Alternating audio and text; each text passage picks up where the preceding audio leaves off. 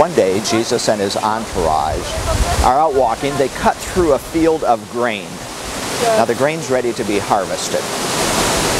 The stalks are tall, the heads are ripe, and the most natural thing in the world, his disciples just run their hands through the grain. They strip some of the heads, they rub it to get the chaff off, and then they pop those heads of grain into their mouth. Now I said one day they were out walking, but you should know that it was not a Monday, it was not a Wednesday, it was not a Friday, it was Shabbat. It was the holy day, the consecrated day, the day that they were to do no work. And here they were working, and the religious referees, the Pharisees, were watching them. They said to Jesus, "Hey, time out, foul. You guys, this is Shabbat. You know it's not right to be doing what you're doing today." Jesus turned to them and said, "You know, this reminds me of a story. That time when King David was being chased by Saul. The priest gave him the holy bread. He gave him the bread that was only to be eaten by priests, and he gave it to David.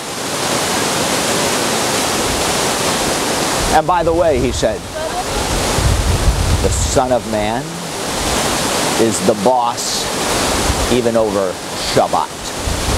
On another day, again it was a Shabbat day, a day of rest, Jesus was in the synagogue and he was teaching the people.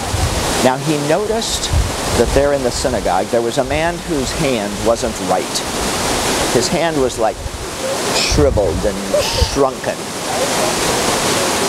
At the same time, he noticed that in the synagogue there were these religious referee people, these Pharisee people, these people who were trying to catch him in some mistake.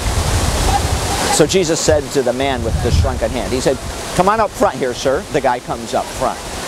He looks around at everybody and Jesus says, "So what's the right thing to do on Shabbat? What does your rule book say? Is the Sabbath a day to do good or a day to do evil? Crop that kid out. Is it a day to heal or is it a day to destroy?" They didn't say anything. They just looked at him. He said to the man, "Stretch out your hand." All eyes were on that man as he stretched out his arm, and his hand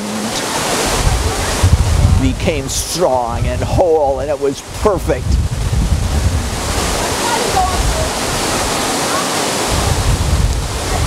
The Pharisees were furious at Jesus, and from then on they plotted how to get Jesus and what to do to him when they got him. And that's one small part of God's big story. Can we keep